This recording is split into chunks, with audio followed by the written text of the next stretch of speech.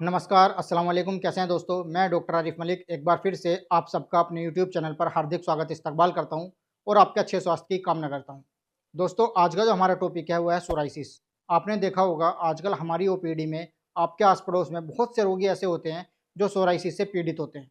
ये जो सोराइसिस के रोगी होते हैं, ये सालों-साल दवाइयाँ खाते रहते हैं।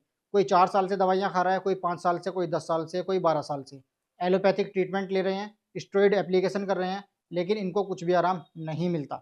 जब तक दवाइयाँ लगा रहे हैं तब तक थोड़ा आराम रहता है, जब तक दवाइयाँ खा रहे हैं तब तक आराम रहता है, फिर आराम लगना बंद हो जाता है। तो ये इन लोगों की सबसे बड़ी शिकायत होती है। कई बार होता क्या है कि हमारी ओपीडी में भी बहुत सारे ऐसे मरीज़ होते हैं जो डेढ़ 2 साल से 3 साल से दवाइयाँ खा रहे होते हैं। दवाइयाँ खा लेते हैं, उनका ये रोग दब जाता है, लेकिन दोबारा से ये फिर रिलैप्स हो जाता है। असल में होता क्या है, ये जो स्किन होती है ये हमारे शरीर का एक मिरर होती है। यानी कि हमारे शरीर का जो इंटरनल हिस्सा होता है, जो इंटरनल स्टेट होता है, ये उसको यहाँ पर शो करता है। ये कोई सुपरफिशियली डिसीज़ नहीं होती है। आयुर्वेद में बताया गया है, वाता दस्तो दुष्ट रक्तम मांसम अंबुज दुष्यंते 30 कुष्ठ नाम सप्तो द्रव्य संग्रह। यानी कि ये जो कुष्ठ रोग होता है, ये जो स्किन डिसीज़ होती है, इसमें 7 चीज़ इन्वॉल्व होती हैं। 3 तो हमारे दोष हो गए, यानी कि वात, पित्त, कफ, और जो हमारी धातुएँ होती हैं ये उसमें इन्वॉल्व होती हैं। कौन-कौन सी? त्वक, रक्त, मांस और लसिका। ये सभी चीज़ें इसमें इन्वॉल्व होती हैं, यानी कि टोटल कुल मिलाकर इसमें 7 चीज़ें इन्वॉल्व होती हैं। इन सभी की दुष्टि होती है, इन सभी में टॉक्सिन्स होते हैं, उसके बाद ही कोई स्किन डिसीज़ डेवलप होती है। मतलब कोई भी स्किन डिसीज़ यहाँ पर ऐसी नहीं है कि वो सुपरफिशियली हो। सभी स्किन डिसीज़ जो होती हैं वो इंटरनली होती हैं, अंदर से होती हैं, तब बाहर आकर वे हमें दिखाई देती हैं। आपको लगता होगा कि केवल बाहरी लेप लगा लेने से, कुछ दिन दवाइयाँ खा लेने से ये जो बीमारी है, ये जो तकलीफ़ है, ये ठीक हो जाएगी। लेकिन ऐसा नहीं है। कुछ दिन दवाइयाँ खाने से या फिर लेप लगा लेने से ये जो परेशानी है, ये जो बीमारी है, ये ठीक नहीं होती है। तो हम बात करेंगे सोराइसिस की। सोराइसिस के कारण क्या होते हैं, सबसे पहले इसके बारे में बात करेंगे। आयुर्वेद में बताया गया है कि सबसे पहले जो होते हैं वो होते हैं आहारज कारण। आहारज मतलब जो बीमारी, जो परेशानी खाने-पीने की वजह से होती है उसको आहारज बोलते हैं। तो बताया गया है विरोधी अन्नपानानि, मतलब जो विरुद्ध आहार हैं, जैसे कि कोई खट्टी चीज़ है, खट्टे फल हैं, उनको आप दूध के साथ ले रहे हैं। पाइनएप्पल है, इसको आप दूध के साथ ले रहे हैं। स्ट्रॉबेरी मिल्क शेक है, इसको आप दूध के साथ ले रहे हैं। नमक की कुछ ऐसी चीज़ें हैं, उनको आप दूध के साथ ले रहे हैं। इसके बाद है द्रव्य स्निग्धम गुरुनीच, मतलब आप लिक्विड का ज़्यादा सेवन कर रहे हैं। दूध पी रहे हैं तो दूध ही पी रहे हैं, जूस पी रहे हैं तो केवल जूस ही पी रहे हैं। स्निग्धम गुरुनीच मतलब फैटी चीज़ें जो होती हैं, जिनमें ऑयल ज़्यादा होता है, वो आप ज़्यादा ले रहे हैं। जैसे कि जो हैवी चीज़ें होती हैं, जो डाइजेशन जिनका हैवी होता है, जो पचती नहीं है जल्दी से, ऐसी चीज़ें आप ज़्यादा ले रहे हैं। जैसे कि उड़द की दाल का आप सेवन कर रहे हैं, छोलों का, राजमा का, पनीर का, इनका आप सेवन कर रहे हैं, मछली का, मीट का, इनका आप ज़्यादा सेवन कर रहे हैं, तो इन चीज़ों की वजह से भी ये परेशानी होती है। इसके अलावा शीतोष्ण लंघन आहारान। शीतोष्ण मतलब कुछ लोगों की आदत होती है कि वो ठंडी चीज़ के साथ गर्म चीज़ें लेते हैं। जैसे कि अगर आप समोसे का सेवन कर रहे हैं तो उसके आप साथ आप कोल्ड ड्रिंक लेते हैं, ठंडी चीज़ लेते हैं। कुछ लोग क्या करते हैं कि बिरयानी खाते हैं, बिरयानी के ऊपर कोल्ड ड्रिंक ले लेते हैं कि जल्दी पच जाएगा, लेकिन वो पचता नहीं है, बीमारी पैदा करता है। जो लोग ज़्यादा लंघन करते हैं, यानी कि फ़ास्ट ज़्यादा रखते हैं, लंबे समय तक भूखे रहते हैं, इनको भी इस तरीके की दिक्कत, परेशानी हो जाती है। इसके अलावा नवा अन्न अहित अन्न, यानी कि जो नए गेहूँ होते हैं, नए चावल होते हैं, उनका अत्यधिक सेवन करते हैं। जैसे कि आप दही रात को लेते हैं, छाछ आप रात को लेते हैं, इसकी वजह से ये आपको ये चीज़ें परेशानी हो जाती हैं। गुड़ का ज़्यादा सेवन करते हैं, तिल का ज़्यादा सेवन करते हैं, इसकी वजह से भी ये परेशानी हो जाती है। इसके अलावा कुछ विहारज कारण भी होते हैं। लोग क्या करते हैं, लोग वेग धारण करते हैं। स्पेशली आपने देखा होगा छर्दी, यानी कि उल्टी, वोमिटिंग का वेग धारण करते हैं। वोमिटिंग को रोकते हैं। आपने देखा होगा बहुत सारे लोग ऐसे होते हैं जिनको एसिडिटी की परेशानी होती है। वो सुबह उठते हैं और एसिडिटी का कैप्सूल, यानी कि एंटासिड ले लेते हैं, जिससे कि हमें नोज़िया ना हो, हमें वोमिटिंग ना हो। तो इससे पहले हमने किया क्या, हमें वोमिटिंग होने से पहले ही, नोज़िया होने से पहले ही उसका जो वेग था उसको हमने पहले ही रोक दिया, उसकी दवाइयाँ हमने पहले ही ले ली। जब हम लंबे समय तक ऐसा करते हैं तो उससे हमारे शरीर में क्या होता है, उससे हमारे शरीर में एक कोट उत्पन्न होता है और उससे आर्टिकुलर रेसिस डेवलप हो जाते हैं।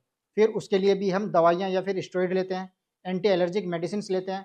तो वो हमारे शरीर में धातुओं से रक्त, मांस, लसिका के अंदर तक चला जाता है और अंदर जाके ये भयंकर रूप से एक स्किन डिसीज़ के रूप में बाहर निकलता है। तो कुछ कारण तो ये हो गए, कुछ ऐसे कारण होते हैं कि रात में आपने खाना खाया, रात में डिनर किया, उसके बाद साइकिलिंग कर रहे हैं, उसके बाद रनिंग कर रहे हैं। दिन में आपने ठंडा पानी पिया, धूप में चले गए, धूप से आए तो ठंडा पानी पी लिया, ऐसे काम करते हैं। इनकी वजह से भी आपको सोराइसिस की परेशानी होते हैं। कुछ लोग ऐसे होते हैं कि रात का खाना अच्छे से पचा नहीं, उसके बाद सेक्सुअल इंटरकोर्स करते हैं। ये भी इसका एक कारण है कि जिसकी वजह से आपको सोराइसिस की जो परेशानी होती है वो हो जाती है। इसके अलावा एक कारण है अचारज यानी कि बिहेवियर की वजह से। जैसा कि आयुर्वेद में बताया गया है कि कुछ लोग गुरुओं का अपमान करते हैं। हालांकि बहुत से लोग इस चीज़ को नहीं मानते हैं कि इस चीज़ से भी कोई दिक्कत परेशानी हो सकती है, लेकिन जो आयुर्वेद में बताया गया है वो आप तक पहुंचाना ज़रूरी है। इसके अलावा एक कारण होता है कृमि। कृमि सभी स्किन डिसीज़ों में एक कॉमन कारण होता है। आयुर्वेद में 20 तरीके के कृमि बताए गए हैं जिनकी वजह से स्किन डिसीज़ डेवलप होती है।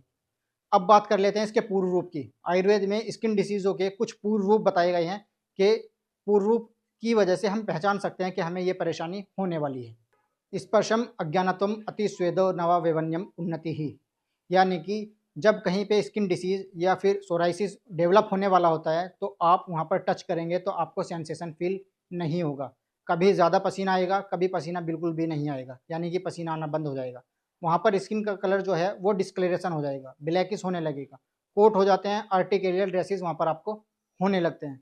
कोठाना लोम हर्षस्य कंडु शोथ शर्म कलम, मतलब वहाँ पर फेम होगा, वहाँ पर शरीर में टायर्डनेस होगी। इसके अलावा कंडू यानी कि ईचिंग होगी। वर्णा नाम अधिकम सोलम शीघ्र उत्पत्ति चिर स्थिति, वहाँ पर कोई अल्सर डेवलप होगा, घाव हो जाएगा और वो लंबे समय तक, लंबे टाइम तक वो भरेगा नहीं।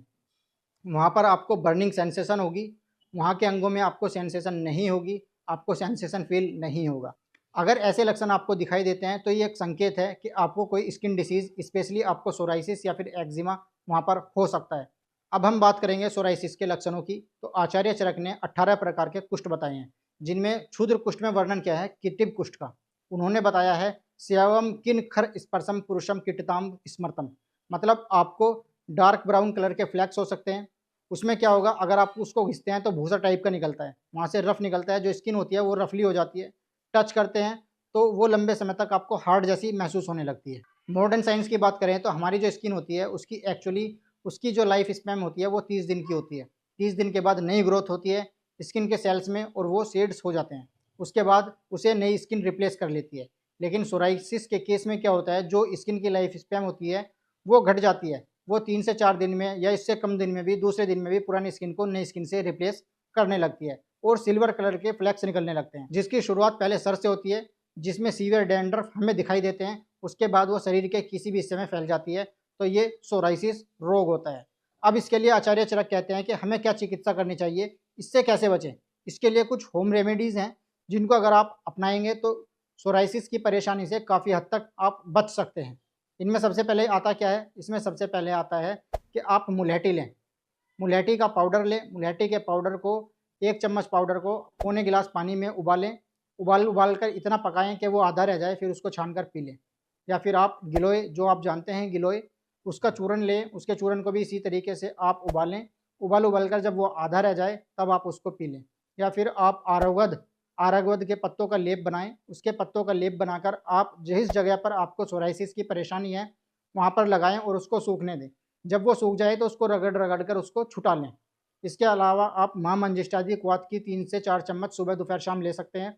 अगर आप इन चीज़ों का इस्तेमाल करेंगे तो आपकी ये जो परेशानी है ये काफ़ी जल्दी हील होनी शुरू हो जाएगी।